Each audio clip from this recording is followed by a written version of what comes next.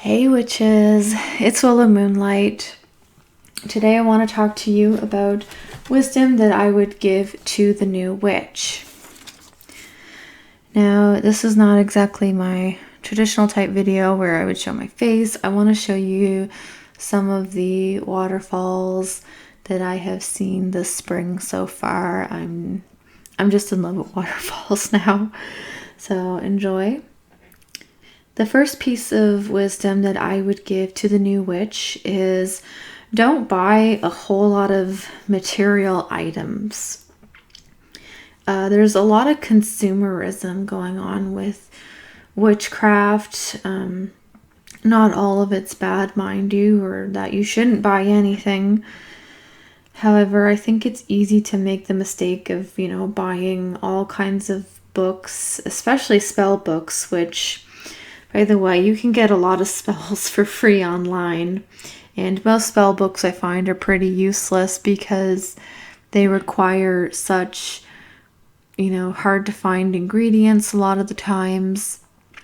And sometimes they require things in large quantities, especially crystals, and that can be very expensive.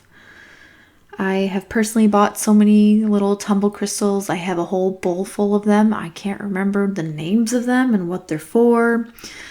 However, I do have a few select crystals that I work with. There's only really 4: rose quartz, clear quartz, selenite, and amethyst.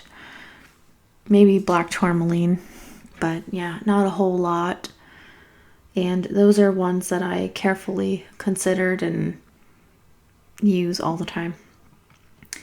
There's a lot of trendy things going on right now. There's subscription boxes, which, my friend Emily has, bought quite a few of them, and there's a lot of really good things in there. However, I don't think it's necessary to have all these things when you first start out. But definitely if you wanted to build your collection, you can support, online businesses, your fellow witches, and buying these items. However, again, they're not quite necessary for starting out. The second thing that I recommend for the new witch is to know thyself. To me, to know yourself is the greatest power. And when you don't know yourself, you don't know your own self-worth. And if you don't know your self-worth, then you tend to look for it in other people. And without them, you feel like you have no worth. You feel like you have no power to you, or you try to gain power over them. You see this a lot when people try to do love spells. They try to make somebody fall in love with them, or they try to get an ex back and they don't realize maybe why you two aren't a good fit for each other. So, and if you do get that person back, or you attract that person who wouldn't really come into your life unless you did that spell to sway them in that direction, well, that can be with a lot of problems. You might be better off, understanding who you are and what kind of partner you're looking for, and how using spell work to manifest that, because you could end up with someone very unexpected. I know I did.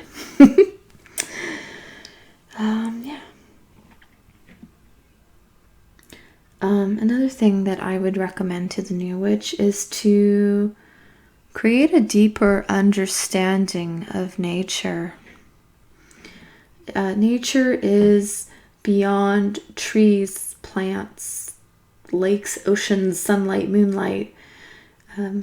Nature can be people, can be feelings, can be energy, can be all these things. So expand your own understanding of nature. And also, trees are very interesting to learn about. They are. Another thing that I would say about nature is a lot of the times I hear people want to spend more time in nature because it's where they find peace. Nature is not always peaceful. It can be chaotic. It can be tragic and heartbreaking. if you watch any of those animal documentary type things on Netflix or the Discovery Channel, you know that nature can just be filled with chaos. You know, you see competition happening in the wild and, you know, one gets killed, or, you know, a small, you know, a growing animal is being abandoned by its mother because it's time, and that animal has to learn to defend for itself, and it seems scary and lonely at first. Like, you know, it creates an emotional impact. However, that is nature. Nature is learning to let go of, you know, that mother-child relationship, you know, at times, and finding your own way into the world. And that can, obviously, there can be great things about that, and there can be heartbreaking things about that. Another thing that I want to share with new witches is to grasp an understanding of the elements beyond correspondences. And this is actually quite a long journey. It's not something that you can just learn overnight. And what I mean by that is I just had a very basic understanding of what the elements were when I first started, and I'm 10 years into my practice, and I'm just like learning to dive deeper into what these elements are and what they have to offer. In particular, I am working on water this year, and it's been, you know, one of the greatest journeys I think I've ever been on, but also unexpected in a lot of ways. It's not going the way that I had envisioned it in the beginning. However, I think it's probably one of the deepest and most meaningful ones that I've encountered, even though it didn't improve my life the way I had anticipated. So I think the best way to gain a deeper understanding of the elements is to read. I have a recommended book. Don't have it on my table right now, but I'll link it in the description.